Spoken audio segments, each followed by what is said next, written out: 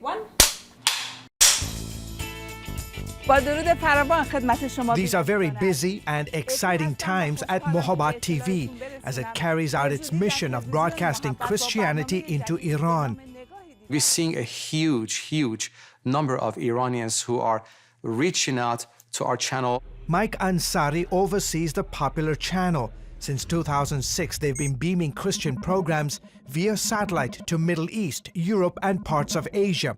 But for Mohabbat's cast, crew, production, and office staff, their main focus is the Islamic nation of Iran. Many of our viewers that are contacting us from Iran, they claim that Islam has not delivered to their expectations. So when they turn the channel on and see Mohabbat TV, they hear a new message of Jesus, of forgiveness, of love, of acceptance.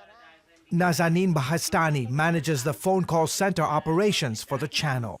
Persians are really thirsty for the truth. They want to know that who is this God that we talk about? Who is this Jesus? Is he real or is just a prophet? To answer those and many other questions, the channel has deployed Farsi-speaking Christian counselors in different time zones around the world. Behastani says they take on average between 8,000 and 10,000 calls a month from Iranians. That's when, we open the subject, we preach the gospel, and so many give the heart. So many receive him.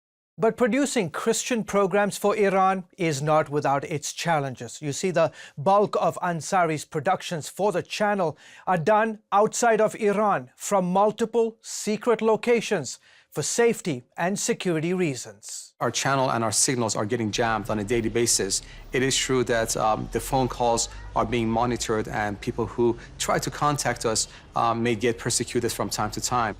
In June 2011, a Christian man's house got raided by Iranian authorities as he was on the phone with a Mohabbat counselor. This is an audio recording of the conversation between the phone counselor and a member of the Iranian secret police as he tells the story of what happened when he broke into the house. It has never been released to the public until now, exclusively on CBN News.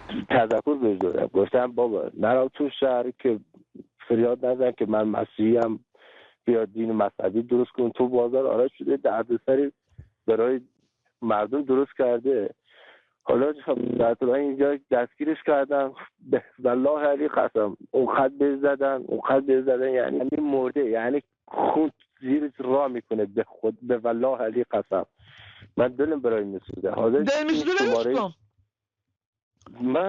من کیم آزادش کنم شما خانم شما برای جوانان ایران خیلی دردسر واقعا. The young Christian man was reportedly killed shortly after the conversation. But Ansari says the threats are not stopping Iranians from watching the channel, which provides 24-hour Christian programming. Remember, in Iran, there is no such a thing as a church, as you and I know, outside of Iran. So many Iranians who are curious, they find it easier, more private and more safe to be at home, at their own home, at the comfort of the home, watching the channel. The official religion of Iran is Islam.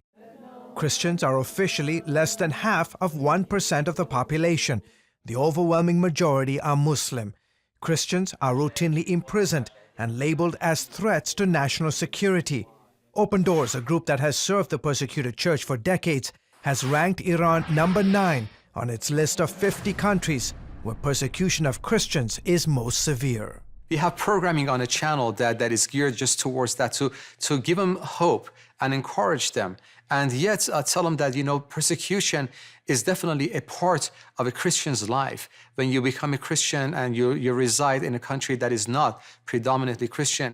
The United Nations says at least 49 Iranian Christians are being held in jails. Among them is American citizen and Christian pastor Saeed Abedini, who is serving an 8-year prison term for refusing to recant his faith. We really don't want to see any of them jeopardized or being persecuted, so we always tell them to act with wisdom and be wise about their new faith and the way they approach others. In the name of the Father, the Son, and the Holy Spirit. The harsh treatment of Christians is reportedly fueling the flames of church growth. We're seeing a new season right now. There are so many people who are reaching out on their own accounts. It seems that they're not afraid. They just want to reach out and go beyond any kind of authority or limitation that may exist locally for them, to just connect to somebody that they could relate to. Ansari, a native of Iran, is encouraging Christians worldwide to pray for Iran, especially now as they and millions of Muslims observe the holy month of Ramadan. Our goal is just to be out there and just tell them that there is another choice.